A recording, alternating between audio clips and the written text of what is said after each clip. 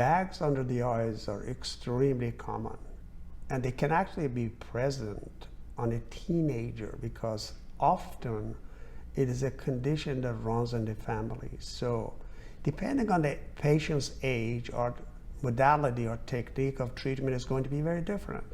For a teenager, what we do is remove the fat through an incision inside the lid that you're not going to even see any cuts on the outside.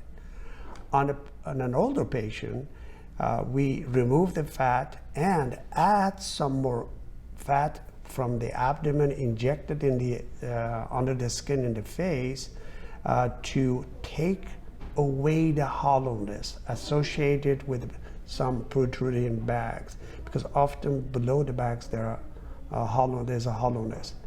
And on some patients we actually need to tighten the skin, remove the bags, and add some fat.